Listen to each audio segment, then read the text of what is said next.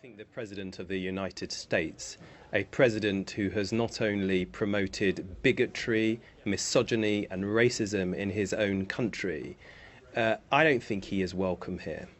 I think the invite that has been made to him to come to our country in early 2018 should be withdrawn.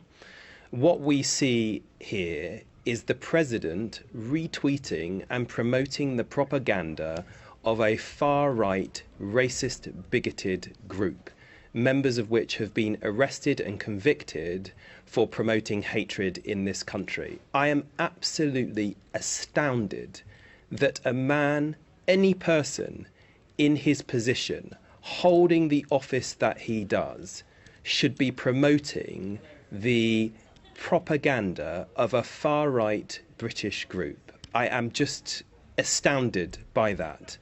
And you have to consider, in many other situations, if, say, you had a recording artist coming over here or somebody else who was promoting this kind of thing, there'd be real questions about whether or not they should be coming to our country.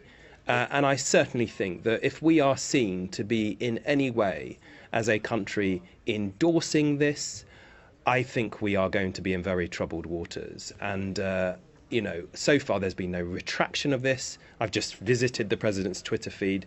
Those retweets are still sitting there. I mean, this is really quite something. And even by his standards, is quite shocking. Well, is part of your astonishment the fact that there were those people who perhaps detected signs in the early days of his presidency that this was somebody perhaps prepared to moderate his message, and that there's an argument that runs now that, if anything, it's becoming more extreme? The problem with this is words do not do justice to this. He's normalising hatred.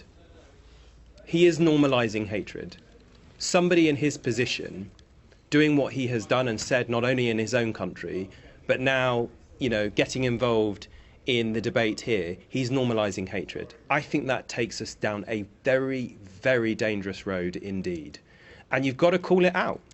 You've got to call it out. There'll be all those who are saying, look, you can't say anything about this. If you make these comments, say he shouldn't be invited here, then all other heads of government, heads of state from other countries who've said things that we object to, we'd have to say that they can't come. And what are we going to do? Sit on our hands while something like this happens? At some point, you've got to draw a line, because otherwise it takes you down a very dangerous road indeed. And we've seen, over history, what happens if you don't call this stuff out. You didn't frankly have the balls to put country before party.